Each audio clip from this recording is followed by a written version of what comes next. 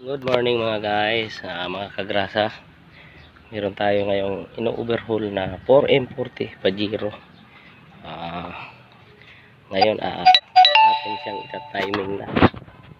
Wala pa yung cylinder head kaya medyo dahan-dahan lang muna kasi wala pa yung ibang pyesa. Bali ang gagawin muna natin ay i-timing muna natin ang timing gear. Timing chain kakabit natin mamaya. Kita ko sa inyo yan, ito pinagpalitan ko yung gear ng ano to, sa gitna. Yan yung pinalit ko. Yan. Kita nyo yan, 4M40 Pajero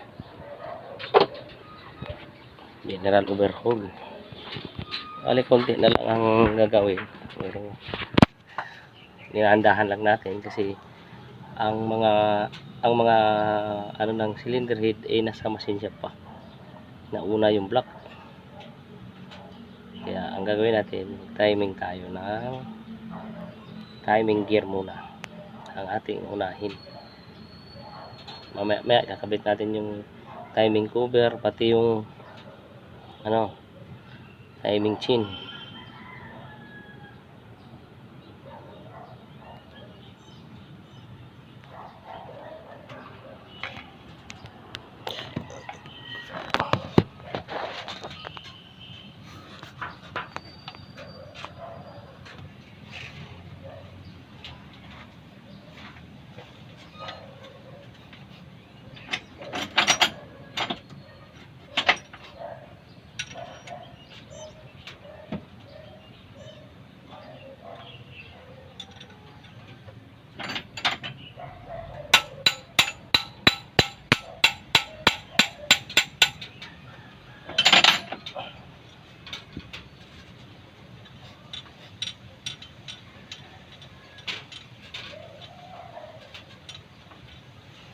Medyo mahirap makita yung timing kasi nakakabit na.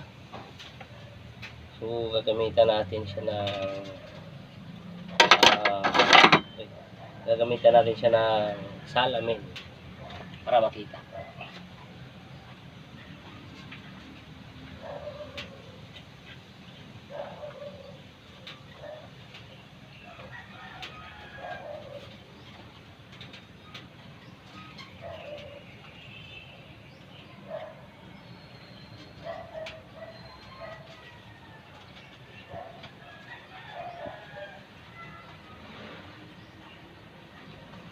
So guys, salamin ng motor ko to. Gagamitin, tinanggal ko para makita ko yung timing, kung tama o hindi.